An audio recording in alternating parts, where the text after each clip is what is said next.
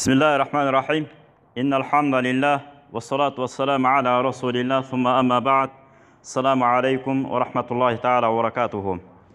الله تعالى şükürçülük болсын, пайғамбарымыз Мұхаммад алейхиссаламға салауат жана саламдар болсын. Біз тілді сақтай білу темасына келгенбіз. Ошол темадан қайра Құдайым бұйырса улантабыз.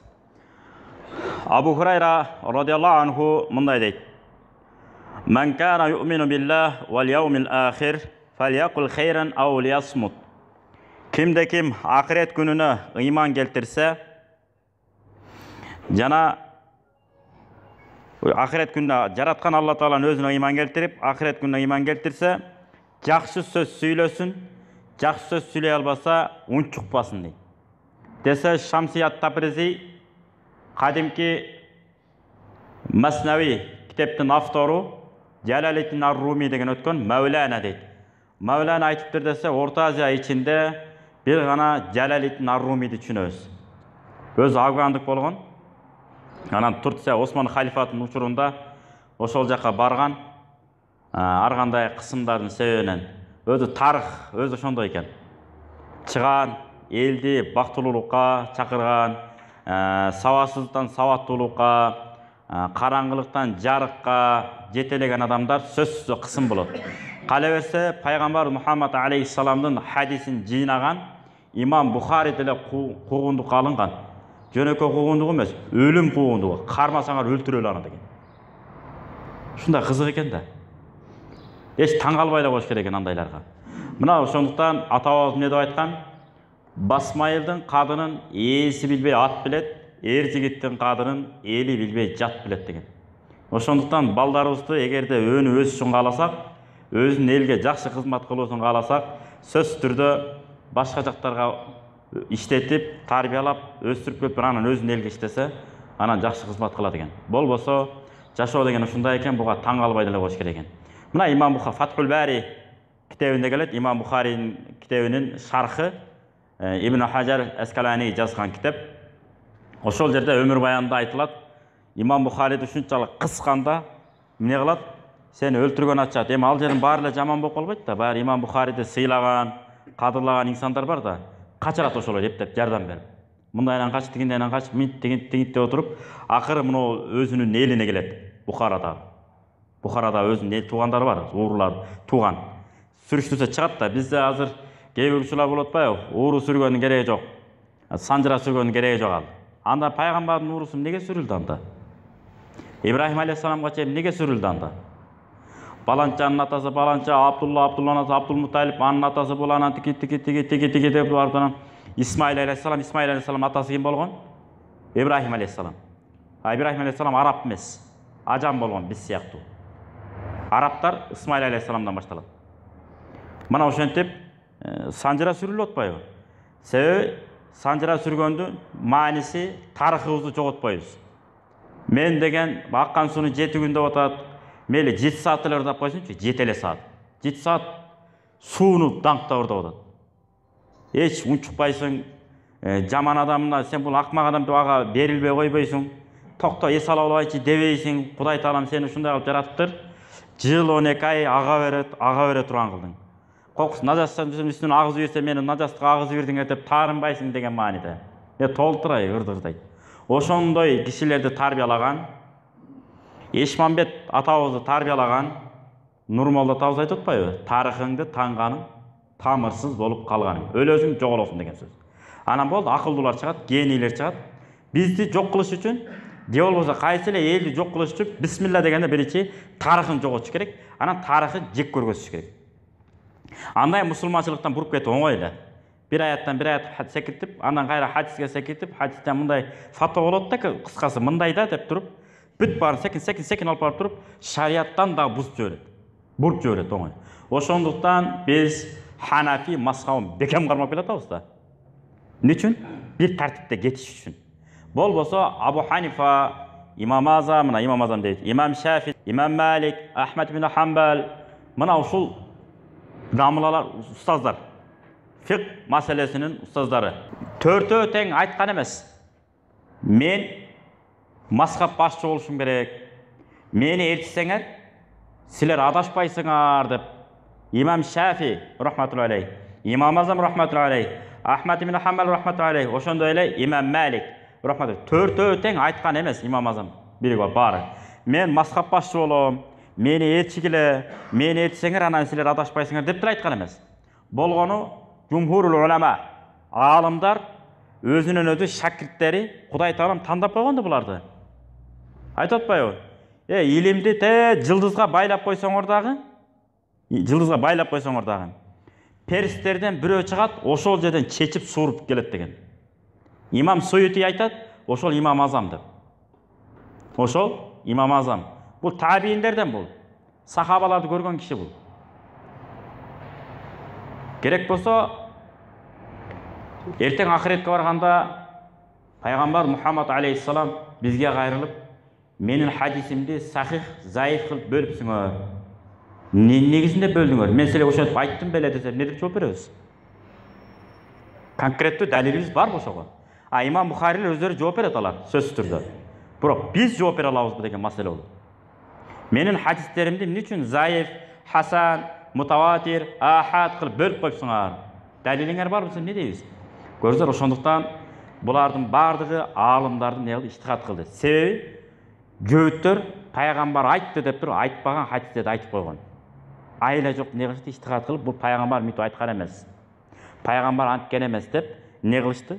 Ылдый көздө тепти. Жокко чыгарышат мындайча айтканда. Жалган деген хадистер, жалган хадис деп бөлүнбөйт, жалган сөз да эми пайгамбарыбызга жабыш деп койушкан. Пайгамбар андай эле айткан эмес, мисалы.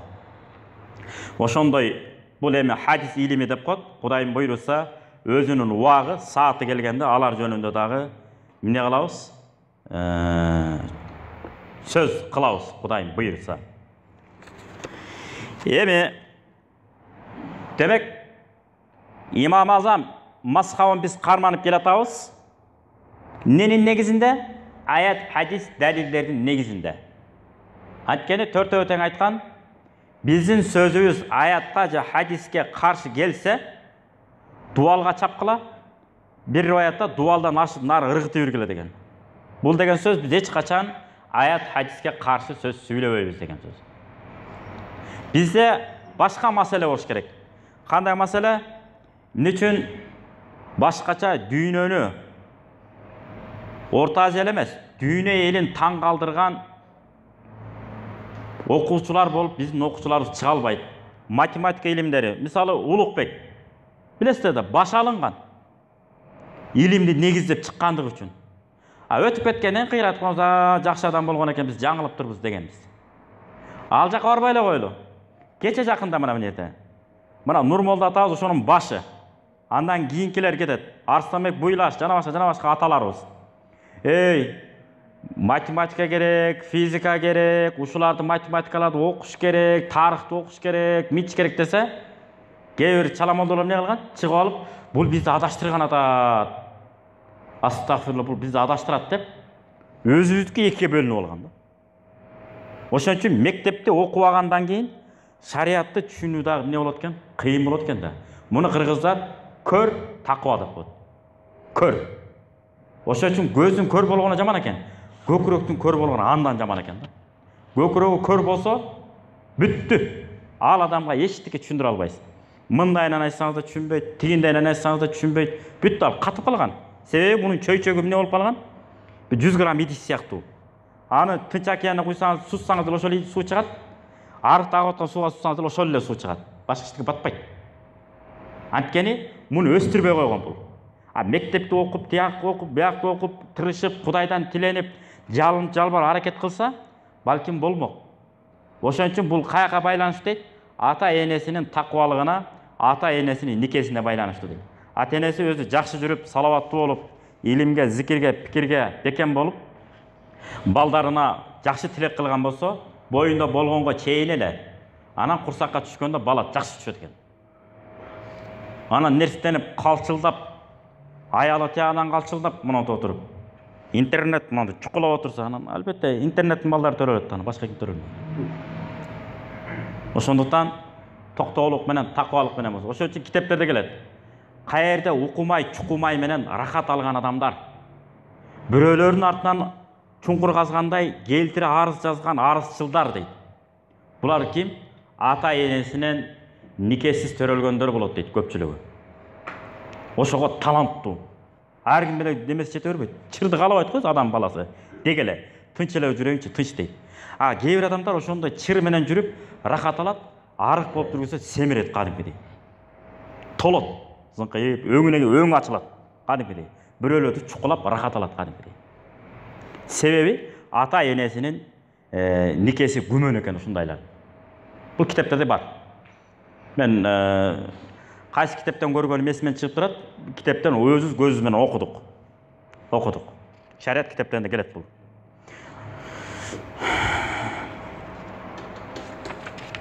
Эми Шамси Табризи деп өттүк биз башында. Ошо Шамси Табризи Жалалеттин ар-Румийди такыбалык жактан, тасаввуф жактан пикир берген киши болгон бул.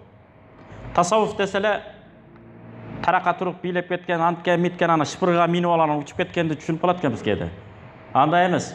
Шариаттагы көрсөтүлгөн эрежелерге тунук амал кылуу, таза амал кылуу. Шариатта ушунчалык тасаввуф ушундай, эгерде бериле турган болсоңуз, чымындын көңүлүн оорутпаганга аракет кыласыз. Кумурсканын да капа кылбайсыз. Ошого калыптандырат. Негизи жок, дайыны жок. Адам биякта турсун, чымынды, жыланды өлтүрбөйсүз. Ушунчалык этияттык менен, кылдаттык менен жүрөсүз. Мисалы, дайыма даарат менен жүрүш парзбы? Парз эмес. Бул сүннөт. Бирок бир кишиге мисалы айттыңыз, мынагы машина базарынын жанында мечитке мен бүгүн жума күнү келем дедиңиз. Өзүңүз айталы, Аламидин 1-де турасыз.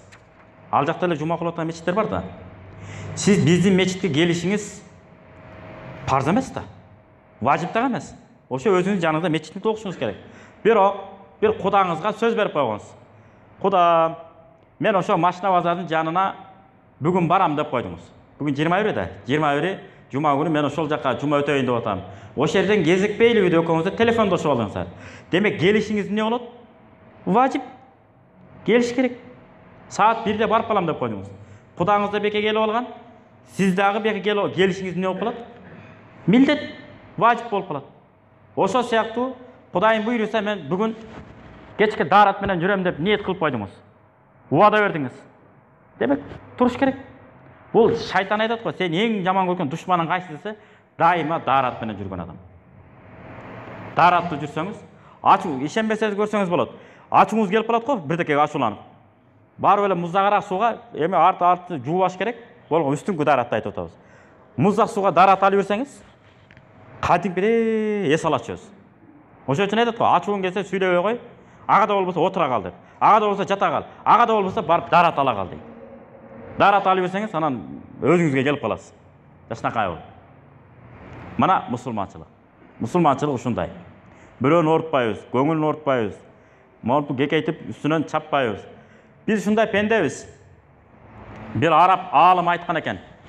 Avvaluka nutfa. Baştalışın bir tamçı su. Şariatta Hanafi mazhabı bolуп ne? Najas деп эсептелет. Baştalışın bir najas su, kичинекей tamçı su. Wa akhiruka nitfa.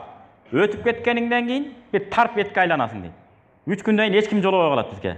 Эгерде толук болсо, тапатам өтүп кетсе, 3 күнгө жетпей адам шишит момдайынан. Ооруп жүрүп өткөн адамдыкы тура берет ба? 4-5 күнгө чейин балким эчтеке болбошу мүмкүн. Тапатам өтүп кетсе, 6 жыл иман болдук да, тажрыйбада көрдүк. 3 күндөн кийин бизге эч ким жолобой калат. Балаңыз деле жолобойт, койнуңузда жаткан аялыңыз деле жолобой калышы мүмкүн. Аял киши анын күйөөсү жолобойт, бир туугандары жолобой калат ага. Эмне болот? Биз пендебиз ушундай. Авал башталышың бир тамчы суу, аяк жагың бир тарп, бир өлүмтүк, талада жаткан өлүмтүк бар, тарп деп коет. Ошо тарп сыяктууга айланып каларыңды билесиң, да кайсарыңа мурдуң көзүң көтөрүп мына асмандайсың дейт. Неге асмандайсың дейт? Ошон үчүн ким ажатканага барып келеби, даарат алабы? Демек пенде. Сөзсүз түрдө бир жерден болбосо бир жерден ката кетебиз. Ката кетпей койбойбуз. Ажатканага барбаган киши ката кетиши мүмкүн, кетпеши мүмкүн, барбаса эгерде. Бул мүмкүн эмес да, ал периштелер да. Құдай Таалам қандай бұйырса ошондон чыкпай алар. А биз пенде экенбиз. Ошо муну нафси бар, каалообуз бар. Каалоону басып, шариатта мындай дептир, мындай экен, мындай экен, мындай экен. Мындай болот экен, мындай болбойт экен деп, ошолорго бекем болуу менен биргеликте биз Кудай Тааламга эмне боло беребиз? Жакын боло беребиз. Бирок кайсы амалыбыз жагат, ошол амалыбыз аркылуу Кудай Таалам эмне алат? Бизди бейишке киргизет. Балким бирөөгө садака кылгансыз. Ошол амалыбыз аркылуу Кудай Таалам бизге райым берет. Балким биздин бирөөгө капа болуп турганда ассаламу алейкум, кандайсыз, жакшысызбы, маанайыңыз жакшыбы деп койсоңуз, үйүңүздөн өтүп барса, жүрүңүз үйгө келип чай ичип койсузбу биз менен деп айтып койсоңуз, чай ичебиз эмес, чай ичели келиңиз депчи. Ушундай сөз барбы кээде, мындай салт катары эмес, ыхластан. Келиңиз чай ичели. Деп койсоңуз, ал эмне болот? Аябай ыраазы болуп калат. Ошо менен чын эле капа болуп турган көңүлү жазылып кетиши мүмкүн. Ошол амалыбызга Кудай Таалам ыраазы болуп, бейишке чыгарышы мүмкүн. Биз билбейбиз. Hazret Умар радыйаллаху анху дүйнөдөн өткөндө дагы жадырап, жайнап турган абалда бир табийиндин түшүнө кирип атпайбы? Өзүнүн замандаш бир инсанга, жакын адамга. Анан сурайт го, өңүңүз жайдар экен, кабыр сыноосунан, көрдөгү сынактан, көр сыноосунан кандай өттүңүз десе, жакшы мындай кыйналбай эле өтүп кеттиңизби, кайсы амалыңыз жагыптыр десе, бизге оюбузга келет, Умар радыйаллаху анху адилеттүүлүгү деп. Туура, адилеттүүлүгү менен күчтүү болгон. Жок дейт. 5 мал намазын өзүнүн ордунда туура дейт. Мен дейт, жолдо баратып бир жаш балага бир жакшы сөз сүйлөп коюп турмун дейт. Ошол сөзүм Кудай Тааламга жаккан экен. Ошол үчүн кабырдын катуу сыноосунан мени эмне болду? Жеңил өткөрүп койду дейт. Биз билбейт экенбиз. Ошондуктан колдон келген жакшылыкты жасай берет экенбиз. Мүмкүнчүлүк болуп калды, муну кичинекей дебейт экенбиз, муну чоң дебейт экенбиз. Чоң иш туура келдиби? Чоң ишти аткарат экенбиз. Кичинекей иш болду, аны деле аткарып кое берет экенбиз. Эмне үчүн? Кудайым, сенин ыраазылыгың үчүн деп. Алланын ыраазысы үчүн деп жасап кете берет экенбиз. Кайсы болбосо кайсы амалыбыз, балким 5 мал намазыбыз, балким багымдат намазыбыз, балким куфтан намазыбыз иши кылып, бир амалыбыз Кудай Тааламга жаккандан кийин Кудай Таалам калганын эмне кылат экен? Жеңил бүтүрүп коет экен. Себеби ар бир жасалган амал үчүн биз сооп амалдарды таап кете беребиз.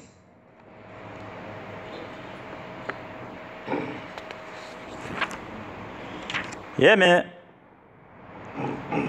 ошо Шамси Табризи айттык го жана, пайгамбар хадис айтып атпайбы? Эмне деп айтып атат?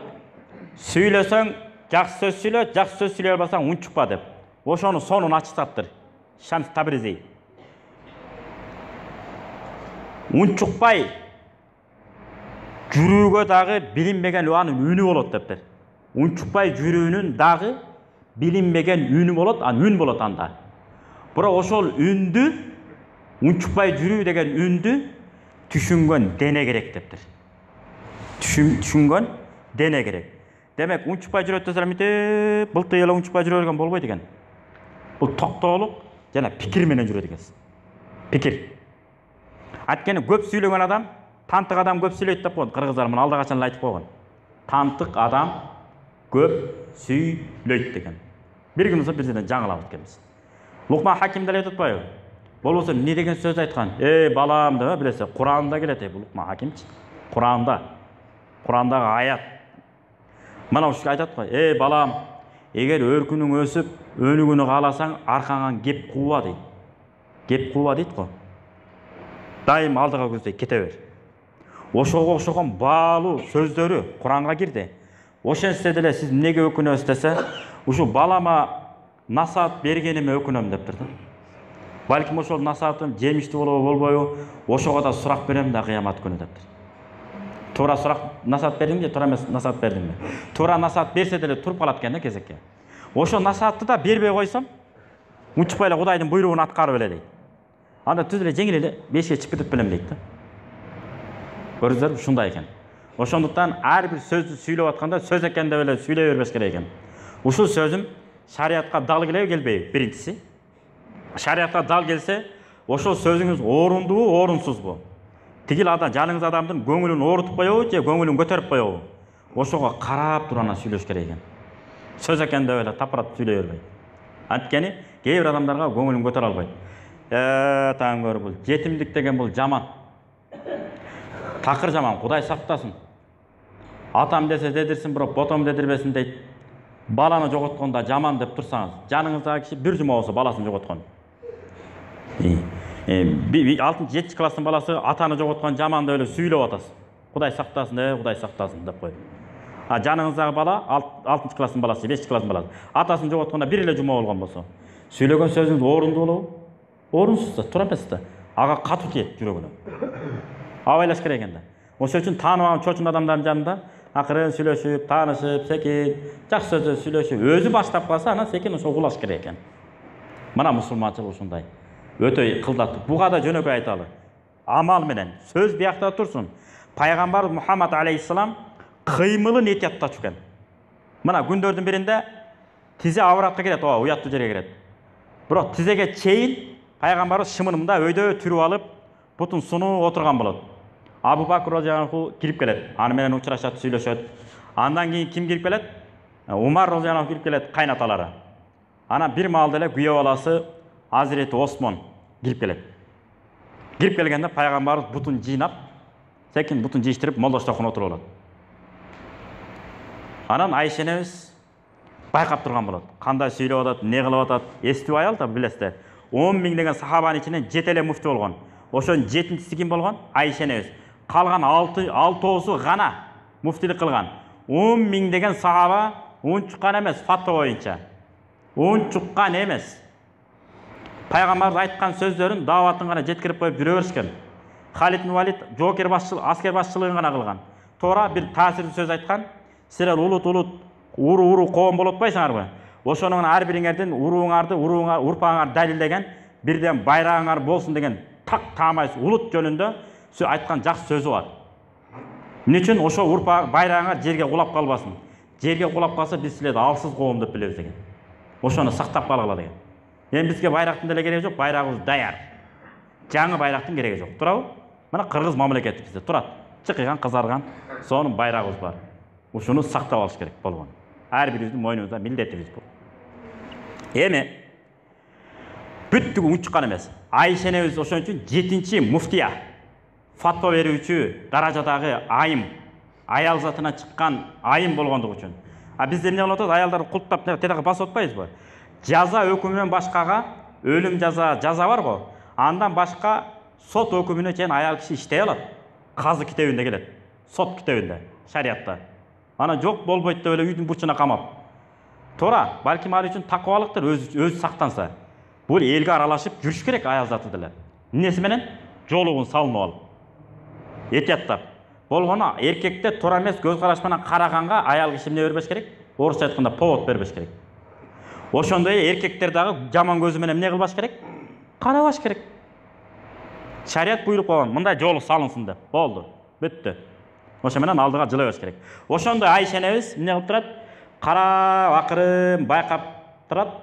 Анан алар кетти, кеткенден кийин, "О Алланын элчиси" дейт. Жана атам кирип келгенде унчукпай эле бутуңду сунган бойдон отурдуң. Андан кийин Азирети Умар киргенде деле унчуккан жоксуң. Бутуңду сунган бойдон эле тизеңе чейин шымыңды өйдө тартып алган бойдон отурдуң.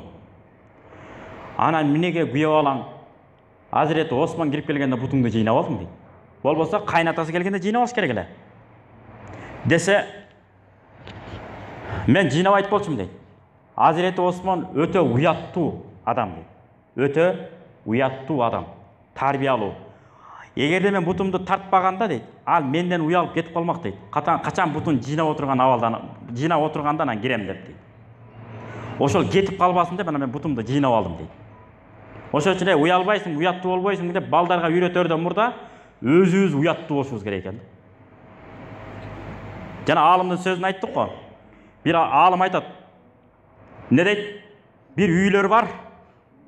Ошол үйлөрдүн атасы бир жака кеткенде ал үй бактылуулукка, жыргалчылыкка, балдардын топураган оюнуна айланат дептир. А дагы бир үйлөр бар. Ал үйгө тескерисинче ошол үйлөрдүн атасы кирип келгенде ал үй азапка, кыйынчылыкка, бир жаман абалга пайда болот дептир. Дагы кайра кошумчалап түшүндүрөт. Бир үйлөр бар. Ата киргенде жыргалчылык болот, ата кеткенде алар кадимгидей кыйналышат. Эми дейт, ар бир ата өзүнө суроо берсин дейт. Сиз үйүңүзгө киргенде бала чакаңыз, аялыңыз сүйүнөбү же кейиби? Ана сиз үйдөн кеткенде үйдүн ичи жыргалчылыкка бөлөнөбү же тескерисинче атабыз келсе болот эле деп кыйналып калышабы деп турмундай. Эңсеп калышабы. Ушу менен маселебизди чечип алат экенбиз. Убакыт бүтүп баратат, азыр айтабыз. Демек сөзүбүздү ушу менен жыйынтыктайбыз. Чыныгы Азирет Умар радиаллаху анху айтып атпайбы? Чыныгы эркек мусулман деп кимди айтабыз деген? Сүйлөсө чындыкты, силерди окуган намазы менен, туткан орозосу менен алдап койбосун дейт. Мусулманча форма буякта турсун. Катуу айтып атат. Исламда 5 бардын бири. Туткан орозосу менен, окуган намазы менен сиздерди алдап койбосун. Ал сүйлөсө чындыкты сүйлөсүн, аманатка эч качан кыянат кылбасын, адамдардын кемчилигин жаап жашырсын. Ошо даана эркек мусулман деген экен Азирет Умар. Демек, ким орозо кармаса өзү үчүн кармайт, ким намаз окуса өзү үчүн окуйт. Биз үчүн окубайт, аны бизге паспорт кылып көрсөтпөй эле коюш керек экен. Далилдебей эле коюш керек. Ана демек пайгамбар Мухаммад алейхиссалам ушундай кереметтүү хадистердин негизинде, Умар радиаллаху анхунун айткан сөздөрүнүн негизинде ушул темабызды аяктадык. Демек, биз илайым эле ушул жерде отургандар үйүбүзгө киргенде бала чакабыз сүйүнө турган аталардан бололу. Биз үйдөн чыгып кеткенде кайра аман эсен келип калса экен деген үмүт менен тозуп ала турган аталардан бололу. Оозубуздан насвай тамеки сасыбасын, Кудай сактасын. Жана жаман сөздөр да сасып чыкпасын. Кыргыздар айтат экен, ириген оозунан чириген сөз чыгат деп. Оозубузду жаман сөздөр менен иритпейли, тамеки насвай менен сасытпайлы. Кудай таалам ошону бизге баарыбызга насип кылган болсун. Кыскасы, экстремизм деп атпайбы? Шариятыбызда жана эле ушу темабызга байланыштуу болду. Дайыма жакшы сөз сүйлөп, адамдардын көңүлүн көтөрө турган иштерди, мамилелерди жасайлы. Андай мамиле кыла албайбызбы? Жок дегенде бирөөлөргө зыяныбызды келтирбейли. Ассаламу алейкум ва рахматуллахи ва баракатуху.